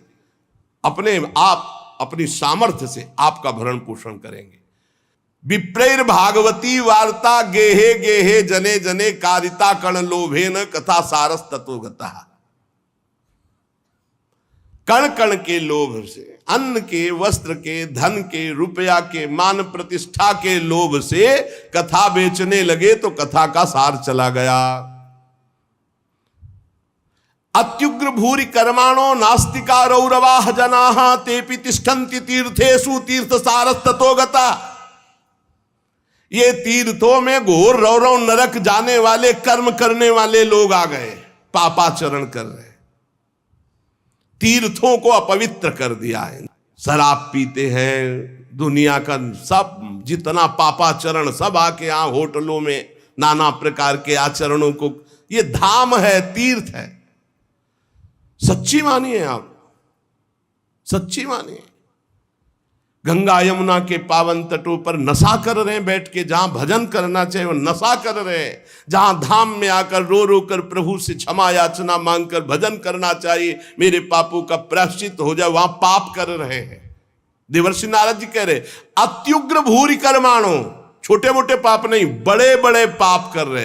अत्युग्र भूरि कर्माणो नास्तिका रौरवाः जना, ये सब रौरव नरक जाने वाले अधिकारी लोग। तेपि तिष्ठन्ति तीर्थेषु तीर्थम सारस ततो गता, ये तीर्थों में वास करने लगे तो तीर्थ का महत्व जाने लगा, तीर्थ का सार जाने लगा। काम क्रोध महालोभो तृष्णा व्याकुल चेतसा तेपि तिष्ठन्ति तपसी तपः सारस ततो गता। ये तपस्वी का भेष बनाने वाले, काम क्रोधी लोभ मोह तृष्णा व्याकुल चित्त वाले, ये तपस्या का नाटक करने लगे, इसलिए तपस्या का ढोंग करने से तपस्या का सार चला गया। तो लोभ दंभ और पाखंड का आश्रय लेने से ये संत भेष का महत्व जा रहा है। देवर्षि नारद जी और भक्ति का संवाद हो रहा है। शास्त्र अभ्यास केवल किया जा रहा है, भगवत प्राप्ति के लिए नहीं, विकारों पर विजय प्राप्त करने के लिए नहीं, भगवत ध्यान के लिए नहीं। पंडितास्तु कलत्रेण रमन्ते महिषायु पुत्रस्योत्पादने दक्षा अदक्षा मुक्ति साधने। और न ही वैष्णवता कुत्र संप्रदाय पुरःसरा एवं प्रणेताम प्राप्तो वस्तु सारा स्थले स्थले। जो संप्रदायाचार्य द्वारा सिद्धांत वर्णन की हुई वैष्णवता है, कहीं कहीं किसी में देखी जाती है, नहीं तो सब मनमानी आचरण, मनमानी आचरण। इसलिए वैष्णवता का सार लुप्त हो रहा है। कलयुग ने ऐसा पाए जान जगत, हरिवंश महाप्रभु, पाए जान जगत में सब जन कपटी कुटिल कलयुगी टंचु। पुंडरीकाक्ष भगवान सब कुछ देख रहे हैं क्योंकि कलयुग का राज्य है, शासन है उन्हीं के द्वारा। इति तद्वचनम श्रुत्वा विस्मयम परमम गता भक्ति रुचे वचो भूया सूर्यताम तच्च शौनक। सूत जी कहते शौनक जी जब देवर्षि नारद के वचन सुने, भक्ति को बड़ा आश्चर्य हुआ। फिर उसने जो कहा सुनो, भक्ति ने कहा देवर्षि आप तो धन्य है, मेरा बड़ा सौभाग्य जो आपका समागम हुआ, क्योंकि साधु नाम दर्शनम लोके सर्वसिद्धि करम परम। भगवत प्रेमी महात्मा का दर्शन इस समस्त सिद्धियों को प्रदान करने वाला होता है। धन्योस्मि मद्भाग्येन समागता। भक्ति कह रही है धन्य है मेरे भाग्य जो समागता, आपका दर्शन हुआ, आपसे संभाषण हुआ, आपका समागम मेरे अहो भाग्य धन्य। स्वयं भक्ति कह रही, सुरर्षे त्वम ही धन्योस्मि मद्भाग्येन समागता साधु नाम दर्शनम लोके सर्वसिद्धि कर्म परम। आपका केवल एक बार उपदेश धारण करके कयाधु कुमार प्रहलाद ने भक्ति की ध्वजा फहरा दी, माया पर विजय प्राप्त कर ली। आपका उपदेश प्राप्त करके ध्रुव पद को प्राप्त कर लिया। आप सर्व मंगल में साक्षात श्री ब्रह्मा जी के पुत्र हैं। हे देवर्षि नारद जी, मैं आपको नमस्कार करती हूं। नारद जी ने कहा कि भक्ति तुम खेद में अपने को मत डालो, चिंता तो मत हो, भगवान श्री कृष्ण के चरण कमलों का चिंतन करो। भगवान की कृपा से सारे दुखों का नाश हो जाता है। दुख नाश का उपाय क्या? भगवान का चिंतन करो। जब दुख आपको घेरने लगे तो और गाढ़ चिंतन करो, दुख से बच जाओगे, वो दुख आप पर प्रभाव नहीं डाल पाएगा। जिन्होंने कौरवों के अत्याचार से द्रौपदी की रक्षा की, गोप सुंदरियों को सनाथ किया, वो श्री कृष्ण कहीं चले थोड़ी गए हैं। फिर तुम तो भक्ति हो, श्री कृष्ण को प्राणों से भी अधिक प्यारी हो, चाहे जैसा पापी पति नीच हो। अहो वत्सपतो गरियान यज्जिभ्यागे वर्तते नाम तुभ्यम। सतयुग त्रेता द्वापर इन तीन युगों में ज्ञान वैराग्य और मुक्ति के साधन थे, किंतु कलयुग में तो केवल भक्ति ही ब्रह्म सायुज्य प्राप्त करा सकती, दूसरा कोई साधन नहीं। जैसे अभी कलिया परसों में श्री तुलसीदास जी जो वर्णन कर रहे थे कि तीर्थ याग यज्ञ व्रत आदि, अब नहीं समय रह गया इनके द्वारा भगवत प्राप्ति। ये सोचकर ही परमानंद चिन्ह मूर्ति ज्ञान स्वरूप श्री हरि ने अपने सत स्वरूप से तुम्हें रचा है। तुम साक्षात श्री कृष्ण की परम प्रिय हो, परम सुंदरी हो। एक बार जब तुमने हाथ जोड़कर पूछा था कि मैं क्या करूं, तब भगवान ने यही आज्ञा थी कि मेरे भक्तों का पोषण करो। तुमने भगवान की आज्ञा स्वीकार की, तुम पर भगवान बहुत प्रसन्न है। तुम्हारी सेवा करने से मुक्ति को तुम्हारी दासी के रूप में दिया है। भक्ति की दासी क्या है? मुक्ति। ज्ञान वैराग्य तुम्हें पुत्र रूप में दिए। वैसे तो तुम साक्षात भगवान के समीप रहती हो, पर कभी कभी भूतल पर अपने भक्तों का पोषण करने के लिए तुम भ्रमण करती हो। कहां समीप रहती? भगवान के धाम में। यहां नित्य शाश्वत प्रेम लक्षणा भक्ति विराजमान रहती है। तुम मुक्ति रूपी दासी ज्ञान वैराग्य रूपी पुत्र को लेकर पृथ्वी तल पर सतयुग से द्वापर पर्यंत बड़े आनंद से रहे, पर कलयुग में तुम्हारी दासी मुक्ति पाखंड रूप रोग से पीड़ित होकर क्षीण हो गई, इसलिए वो तो भगवान के पास चली गई। अब जब भगवान जिसको मुक्ति देंगे वही मुक्त हो सकता है। अब इस लोक में तुम्हारे पास बचे ज्ञान और वैराग्य, वो बूढ़े हो चुके हैं, ज्ञान वैराग्य काम नहीं कर रहा, पर वो तुम्हारे पास ही हैं। कलयुग के कारण तुम्हारे पुत्र उत्साहहीन वृद्ध हो गए हैं, पर चिंता मत करो, मैं संकल्प लेता हूं इनका नव जीवन, ज्ञान वैराग्य को मैं जागृत करूंगा। सुमुखी, कलयुग में बहुत बड़े दोष हैं, पर कलिना सदृशा कोपि युगो नास्ति वरानने तस्मिन् त्वाम स्थापयिष्यामि गेहे गेहे जने जने। इसमें बड़ा भारी गुण है। भगवान के नाम कीर्तन से परम पद प्राप्त होता है। मैं घर घर में भक्ति का स्थापन करूंगा, तुम चिंता मत करो। देखो, अन्य सब धर्मों को दबाकर भक्ति विषयक महोत्सवों को यदि आगे ना रखूं, घर घर में तुम्हारा प्रचार न कर दूं, तो मैं भगवान श्री हरि का दास नहीं। तुम निश्चिंत हो जाओ। तदा ना हम हरेर दासो लोके त्वाम न प्रवर्ते। अगर भक्त ये कभी कह दे तो निश्चिंत हो जाना, तो वो करे न करे, उसका जो संबंध हुआ उससे हरि कर देंगे। अपनो परण विसार भगत को पूरो परण निभाऊं। अगर कभी भक्त उत्साह में आकर कह दे कि जा, तुम्हारा परम कल्याण निश्चित है, नहीं तो मैं भगवान का दास नहीं, परम कल्याण निश्चित है, तुम बेपरवाह हो जाओ, कौन हो, कहां के हो, कैसे हो, इससे मतलब नहीं। अपनो परण विसार भगत को पूरो परण। देवर्षि नारद जी ने कहा, तदा ना हम हरेर दासो लोके त्वाम न प्रवर्तते। मैं भगवान का दास नहीं कहलाऊंगा अगर घर घर में तुम्हारी स्थापना न कर दे। इस कलयुग में जो जीव तुमसे युक्त होंगे, वो चाहे जितने बड़े पापी हों, वो भगवान श्री कृष्ण के अभय धाम को प्राप्त होंगे।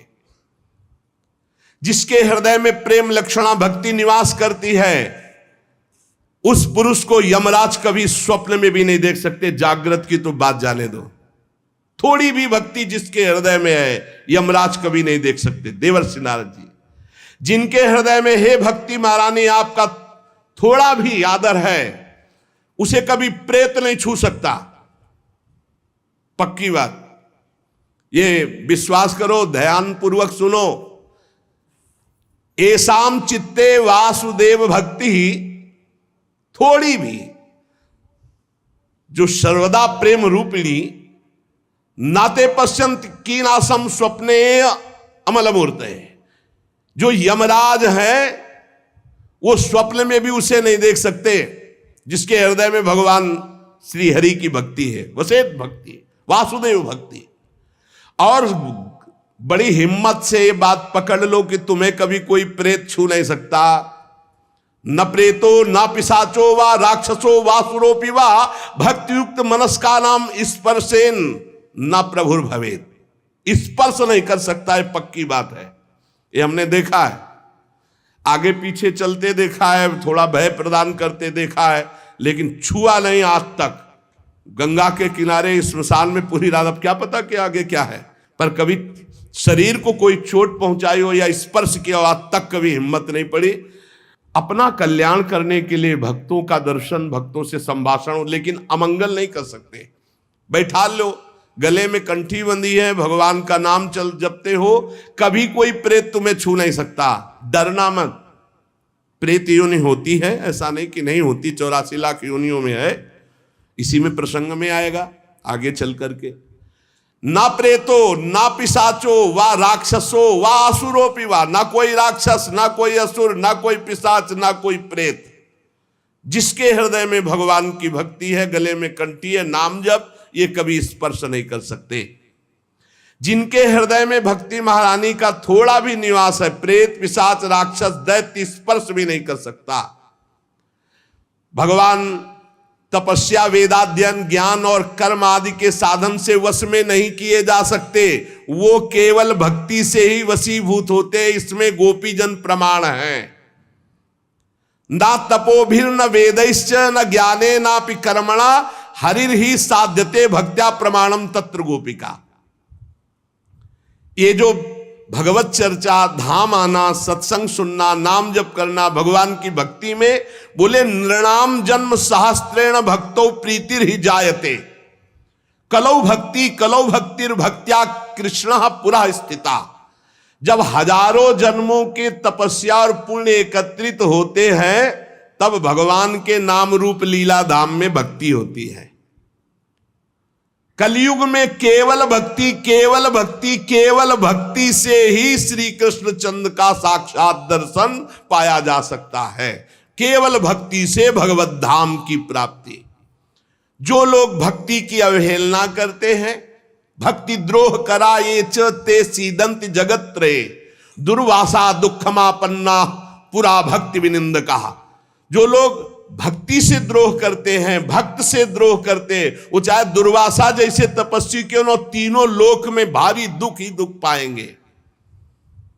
बस बस अलम व्रतैरलम तीर्थैरलम योगैरलम मकई अलम ज्ञान कथालापैर भक्ति रे कैव मुक्तिदा। बस बस बस व्रत से, तीर्थ से, योग से, यज्ञ से, ज्ञान चर्चा से अब भगवत प्राप्ति नहीं। कलिकाल है, एकमात्र भक्ति से ही परम मोक्ष, परम पद जो चाहोगे वो प्राप्त हो जाएगा। सूत जी कहते हैं इस प्रकार नारद जी के श्रीमुख से जब भक्ति का महात्म, भक्ति महारानी और पुष्ट हो गई।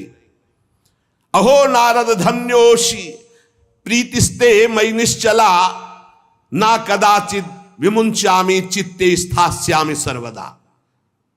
नारद जी आप धन्य हैं, आपकी मुझ में निश्चल प्रीति है, मैं सदा आपके हृदय में वास करती हूं, मैं कभी आपको छोड़कर एक क्षण भी नहीं जा सकती। साधु आप बड़े कृपालु हैं, आपने अपने क्षण भर की वार्ता से मेरे सारे दुख दूर किए, पर मेरे पुत्रों में चेतना नहीं आई, अभी तो वृद्ध ही है।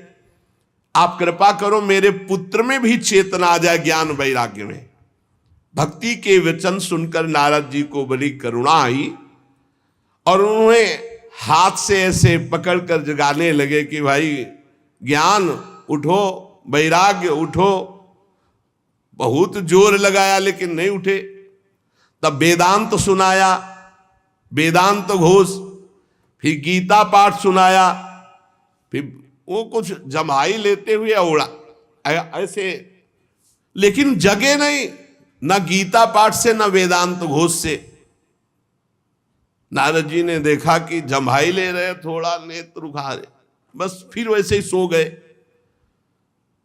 उन्होंने सोचा क्या किया जाए, वेदांत से नहीं जग रहे, गीता से नहीं जग रहे, ज्ञान वैराग्य।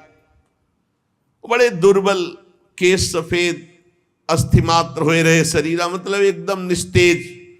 नारद जी ने सोचा मुझे क्या करना चाहिए, कैसे इनकी वृद्धावस्था जाए, कैसे ये जगे ज्ञान वैराग्य। भगवान का स्मरण करने लगे, हे भगवान मुझे उपाय बताओ ज्ञान वैराग्य को जगाने का। उसी समय आकाशवाणी हुई, हे नारद जी खेद मत करो, तुम्हारा उद्योग निसंदेह सफल होगा। देवर्षि तुम इनके लिए एक महान सत्कर्म करो, और वह सत्कर्म क्या है तुम्हें संत शिरोमणि बताएंगे। आकाशवाणी बस इतना बोली, तुम धन्य हो, तुम इनके लिए सत्कर्म करो, तुम्हारा उद्योग सफल होगा, और वो सत्कर्म कोई संत महापुरुष बताएंगे। आकाशवाणी साफ साफ सुनाई दी थी। नारद जी को बड़ा विस्मय हुआ, वो कहने लगे कि आकाशवाणी भी हुई और कुछ आशय भी नहीं समझा, कहा संत शिरोमणि कहेंगे, वो कहाँ है संत शिरोमणि, हम किसको खोजें। आकाशवाणी ने भी बात गुप्त ही कही, वो कौन सा साधन है, वो कौन से संत शिरोमणि है जो मुझे बताएंगे, वे संत कहाँ मिलेंगे। अब आकाशवाणी ने जो कहा मुझे करना चाहिए, खोज करना चाहिए संत शिरोमणियों की। शौनक जी तब ज्ञान वैराग्य दोनों को वहीं छोड़कर नारद मुनि वहां से चले और प्रत्येक तीर्थों में जा जाकर संतों से पूछते, उनकी बात संत जन सुनते। उन्होंने बताया कि असाध्य है रोग। जब आप जैसे महापुरुष गीता सुना रहे हो, वेदांत सुना रहे हो, ज्ञान वैराग्य नहीं जग रहे, तो असाध्य ही है। कोई कोई नारद जी के सामने नमन किए, मौन चल दिए, उत्तरे नहीं दिए। अब जहां जहां संतों में जाते तो संत जन यही कहते कि भाई सब संतों से बड़े तो नारद जी हैं। और जब नारद जी वेदध्वनि, वेदांत घोष और गीता पाठ बार बार सुनाया और ज्ञान वैराग्य नहीं जगाए जा सके, तो फिर और क्या हो सकता है। नारद जी तो स्वयं महाभागवत योगी राज हैं, दूसरे संत तो कैसे बताए। जब बहुत पूछा लेकिन सबने कहा दुस्साध्य है। नारद जी बहुत चिंतातुर हुए और बदरी वन में आए। ज्ञान वैराग्य को जगाने के लिए निश्चय किया कि मैं यहाँ कठोर तपस्या करूंगा। इसी समय भगवान की प्रेरणा से करोड़ों सूर्यों के समान तेजस्वी सनक सनंदन सनातन सनत कुमार दिखाई दिए। नारद जी बहुत आनंदित हुए, परस्पर नमस्कार हुआ। नारद जी ने कहा महात्माओं, इस समय बड़े भाग्य से मेरा आप लोगों के साथ समागम हुआ। आप मुझ पर कृपा करके शीघ्र वो साधना बतलाइए। आप सभी लोग बड़े योगी, बुद्धिमान, विद्वान हैं। आप देखने में 5-5 वर्ष के बालक से जान पड़ते हैं, किंतु हैं सबके पूर्वजों के पूर्वज। आप सदैव वैकुंठ धाम में निवास करते हैं और निरंतर हरिनाम कीर्तन करते रहते हैं। भगवत लीलामृत का रसास्वादन करके उन्मत्त रहते हैं। भगवान की चर्चा ही आपका जीवन है। सदा वैकुंठ निलया हरि कीर्तन तत्पराः लीलामृत रसोन्मत्ता कथा मात्रैक जीवना। कथा ही आपका जीवन है और हरि कीर्तन अमृत का, लीलामृत का पान करके उन्मत्त बने रहते हैं। और हर समय हरि शरण में वही नित्यम मेषा मुखे वचः अतः काल समादिष्टा जरायुष्मान न बाधते। हर समय आपके मुख से निकलता रहता है हरि शरणम हरि शरणम हरि शरणम। इस महामंत्र के कारण काल प्रेरित वृद्धावस्था आपको छू नहीं सकती। हरि शरणम, आपको कोई बाधा नहीं पहुंचा सकता। किसी भी लोक में आप कहीं भी जा सकते हैं। आपके भ्रूभंग मात्र टेढ़ी होने पर भगवान के द्वारपाल जय विजय तुरंत पृथ्वी लोक में गिर पड़े थे और आपकी ही कृपा से पुनः वैकुंठ लोक पहुंचे। धन्य हो गया मैं जो आज आपका दर्शन हुआ। मैं बहुत दीन हूं, आप लोग स्वभाव से दयालु हैं, इसलिए मुझ पर आपको अवश्य कृपा करनी चाहिए। बताइए, आकाशवाणी ने जो कहा वो कौन सा साधन है? मुझे क्या अनुष्ठान करना चाहिए?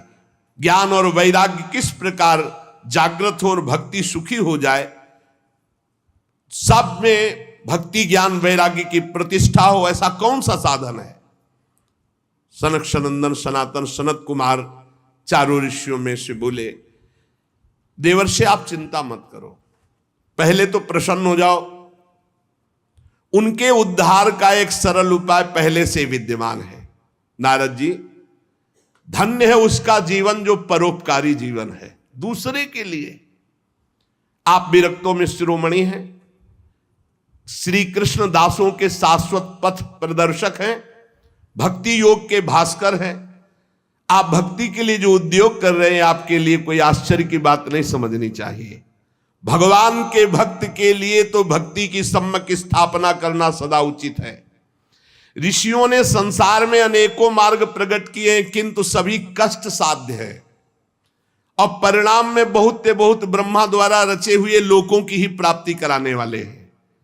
भगवान की प्राप्ति कराने वाला मार्ग तो बड़ा गुप्त है, उसका उपदेश करने वाला पुरुष भी बड़े भाग्य से प्राप्त होता है। आपको आकाशवाणी ने जिस सत्कर्म का संकेत किया है उसे हम बतलाते हैं। आप प्रसन्न और समाहित चित्त होकर सुनिए। नारद जी, द्रव्य यज्ञ, तपोयज्ञ, योग यज्ञ और स्वाध्याय रूपी ज्ञान यज्ञ, ये सब तो लोक लोकांतर की प्राप्ति कराने वाले हैं, महालोक, तपलोक, जनलोक, स्वर्गलोक आदि। लेकिन ये जो भगवत चर्चा रूपी महान सत्कर्म है, ये मोक्ष प्रदान करता है, प्रेम प्रदान करता है।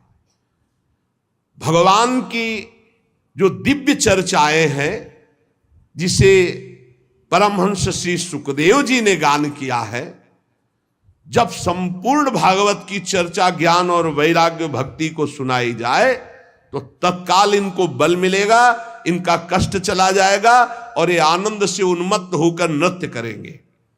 सिंह की गर्जना सुनकर जैसे भेड़िए भाग जाते हैं, ऐसे भगवान की चर्चा सुनकर कलयुग के दोष नष्ट हो जाते हैं, कलयुग भयभीत होकर भाग जाता है।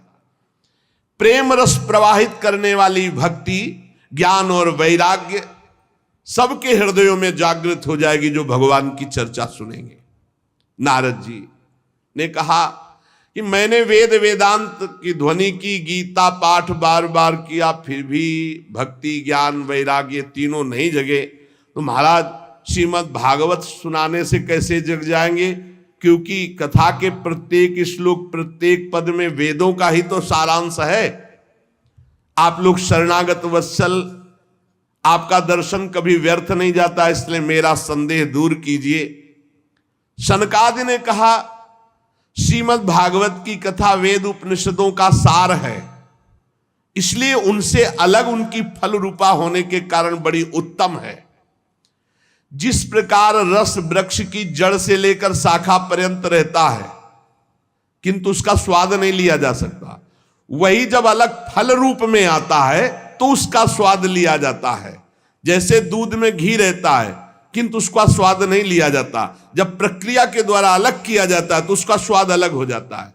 जैसे गन्ने में शक्कर रहती है पर प्रक्रिया के द्वारा फिर उसका स्वाद अलग लिया जाता है, ऐसे ही वेद उपनिषद का सार फल रूप है जो भगवान श्री कृष्ण की चर्चा से युक्त श्रीमद् भागवत है।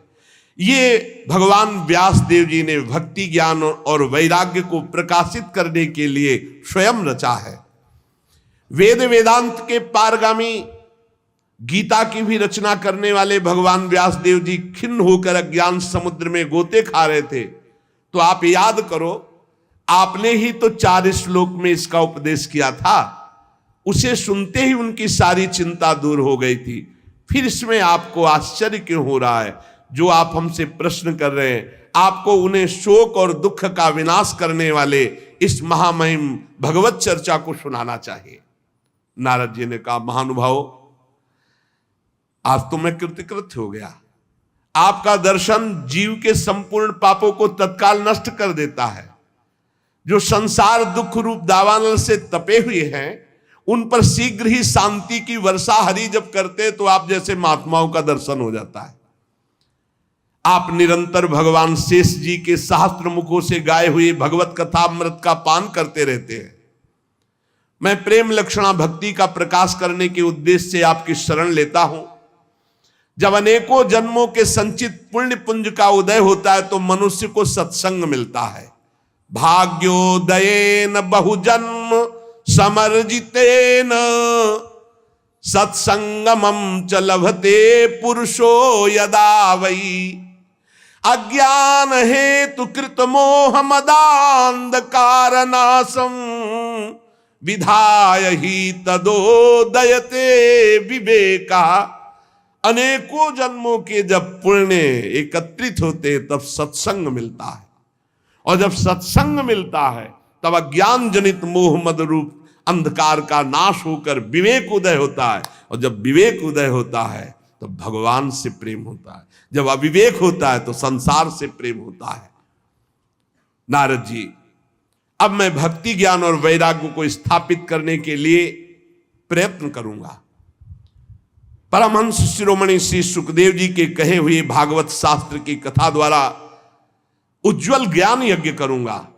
यह यज्ञ मुझे कहां करना चाहिए, आप इसके लिए कोई स्थान बतला दीजिए। आप लोग वेद के पारगामी विद्वान हैं, इसलिए मैं सुख शास्त्र की महिमा सुनना चाहता हूं। इसकी विधि क्या है, कितने दिनों में सुने, कृपा करके बताइए। जब नारद जी ने ऐसा कहा तो शनकादि बोले, आप बड़े विनीत हैं, क्योंकि सब जानते हुए आप पूछ रहे हैं, सर्वज्ञ हैं आप, पर आप पूछ रहे हैं इसलिए हम आपको ये बातें बता रहे हैं। इस समय हरिद्वार के पास आनंद नामक एक घाट है, बड़ा शांत है, एकांतिक है, ब्रह्म ऋषियों द्वारा सेवित है। देवता सिद्ध लोग वहां सेवन करते हैं। भांति भांति के वृक्ष और लताएं हैं, और वहां कोमल नवीन बालू बिछी हुई है। बड़ा सुरम्य एकांत प्रदेश है। हर समय गंगा जी की कलरव और सुगंध जो कमलों की है वो वायु लाती रहती है। हमें लगता है वहीं इस ज्ञान यज्ञ का आरंभ किया जाए, आनंद घाट में। कथा में अपूर्व रस आता है जब एकांत शांत भागवतिक स्थान हो। हमने देखा है कथा का प्रभाव, और आप देख लीजिएगा, एक बार केवल अनुष्ठान होने दीजिए और आपके सामने निर्बल जरा जीर्ण अवस्था में पड़े हुए ज्ञान वैराग्य यदि नृत्य न करने लगे तो कहना। भक्ति अपनी आंखों के सामने ही देखेगी, वो भी नृत्य करेगी, उनके पुत्र भी नृत्य करेंगे। कथा के शब्द पढ़ते ही ज्ञान और वैराग्य तरुण हो जाएंगे। नारद जी के साथ सनकादि तुरंत वहां से पहले कथा स्थान आनंद घाट गंगा जी के तट पर गए। यहां यमुना जी के पावन तट, परम पावन महामहिम वृंदावन की भूमि में इससे बराबर वो हरिद्वार है, हरि घर है। नहीं, ये हरि घर है, वो द्वार है। द्वार से जिस समय तट पर पहुंचे तो सर्वत्र सिद्धों ने ये सूचना पहुंचा दी कि बहुत बड़ा ज्ञान यज्ञ होने वाला है। तो भगवान के रस के जो रसिक जन हैं, भक्त जन हैं, प्रेमी जन हैं, वो सब एकत्रित होने लगे। भृगु जी, वशिष्ठ जी, च्यवन जी, गौतम जी, मेधातिथि, देवल, देवरात, परशुराम, विश्वामित्र, साकल, मार्कंडे, दत्तात्रेय, पिप्पलाद, योगेश्वर, भगवान व्यास, पराशर, छायासुख, जाजल, जन्हू आदि बड़े बड़े मुनि अपने अपने शिष्यों के साथ, परिकर के साथ वहां एकत्रित होने लगे। इसके सिवा मूर्तिमान होकर वेद, उपनिषद, मंत्र, तंत्र, 17 पुराण, 6 शास्त्र, ये सब वहां उपस्थित हुए, क्योंकि सनकादि आदि महापुरुषों के द्वारा भगवत चर्चा। गंगा आदि नदियां, पुष्कर आदि सरोवर, कुरुक्षेत्र आदि समस्त क्षेत्र, सारी दिशाओं के दंडक वन, हिमालय आदि के जितने भी ऋषि मुनि सब आकर के एकत्रित होने लगे। सिद्धों ने बात फैला दी, भगवान की अमोघ चर्चा होने वाली है हरिद्वार में आनंद घाट पर, और बड़े महापुरुषों के द्वारा, इसलिए सब कथा का आनंद लें। तब कथा सुनाने के लिए दीक्षित होकर श्री कृष्ण परायण सनकादि नारद जी के दिए हुए श्रेष्ठ आसन पर विराजमान हुए। सभी ऋषि मुनि देवताओं सबने उनकी वंदना की। श्रोताओं में वैष्णव, विरक्त, सन्यासी, ब्रह्मचारी ये आगे बैठे। सबके आगे देवर्षि नारद जी, एक और ऋषिगण, एक और देवतागण, एक और वेद उपनिषद, एक और तीर्थ, और दूसरी ओर जन साधारण स्त्री पुरुष, ये सब ऐसे विभाग करके कथा सुनने के लिए विराजमान हुए। उस समय बड़ी जोर की पुष्प वर्षा हुई आकाश से, जय जयकार, नमस्कार और शंखों की ध्वनि होने लगी। फूलों की वर्षा, जो विमान पर चढ़कर देवता लोग सब ऋषियों के ऊपर कल्प वृक्ष के फूल बरसा रहे थे।